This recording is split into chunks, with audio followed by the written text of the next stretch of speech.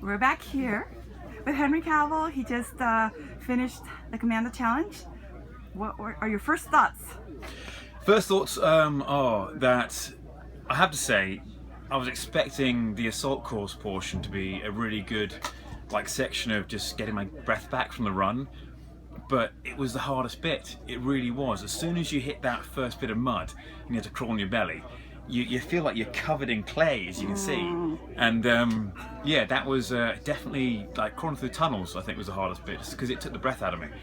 The sheep dip, not so bad. At that stage, when we got to the sheep dip, it was a wonderful cool off, really. And compared, you've done the Durable Challenge and you've done Gibraltar, the Rock Run.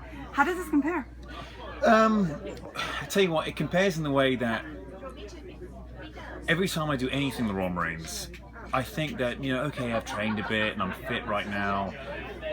You realise how fit these guys really are. They are exceptional individuals, and they are very, very special and extraordinarily fit. They're quite something else. And so, even though I wouldn't call myself fit right now, I know I'm not unfit. And these guys would sprint around this course, and we were definitely fun running it, and it was still tricky. And you got to actually participate with a couple of Royal Marines, right? And I mean a lot of others. How is that experience participating with Royal Marines that, risk their lives as part of their job every day? Well, I mean, they don't risk their lives every day, but when it is part of their job, yes, and it's wonderful to see.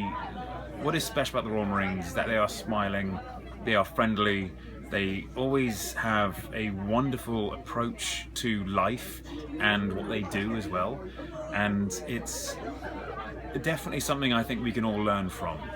When we are struggling through our day, and sometimes we lose our temper and we end up being miserable to other people, we see these guys out here who work incredibly hard, go through all kinds of hardship, and yet they're smiling and joking at the end of the day as well. So it's a learning lesson for all of us. And you've now been ambassador for the Royal Marines charity for more than 2 years. What is your biggest takeaway, would you say? I would say actually the same thing that I just said. It's the Royal Marines are exceptional people. I'm very, very lucky to be a part of that family. To be an ambassador is for me more of an honour than anything else. It's something which makes me feel special because I have the opportunity to be that one step closer to them, because they are extraordinary individuals. And what about participating with your fans? I know some fans were here from all over the place. Yes, they were. Yes, and they're still here. How is that like, seeing them join you in these events and supporting you? It makes my heart melt every time that people come all this way and actually run a course like this. It's not an easy thing to do, and people went through it, and they came out with smiles at the end, and that it means an awful lot to me. So thank you, everyone. I do appreciate it. If you're watching this, thank you.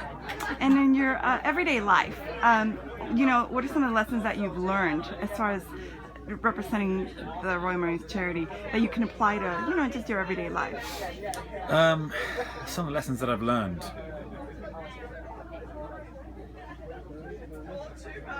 One thing you learn about working with people like this is that you see these incredibly strong, powerful, fun, charismatic people, and you realize that they're going to go through stuff which may change them forever, and they may be the life and soul of the party at one stage, and all of a sudden their life changes dramatically, and that we need to be there for them when it does, because they've always been there for us. Okay. And so it's not okay that we just don't think that they don't need us. They do. They need us at all times. They need us when they're happy, and they need us when they're sad as well. And that's what this charity is all about. Great. and I'm sure that's why you're so proud of supporting them and representing them. One last question. Your fans, you have like more than 2 million now. Instagram and, Well, yeah. and Facebook and all over the world, and they want you to join Twitter, by the way. What do you have to say to them? I know you reach out, and I know you did planning for this event, and I know you got feedback from them, but So it's you know, flies all over me, covered in it's mud. actually ants. But what do you want to tell them? All the fans from Instagram and Facebook Everywhere. and everywhere. Twitter, maybe? And Twitter sometime? as well. Thank you so much, everyone, for following. I really appreciate it. It means a lot to me. I just hope that I remain entertaining and that the things I believe in I can introduce to you, and if you guys choose to believe in the same things, then thank you, and I appreciate it.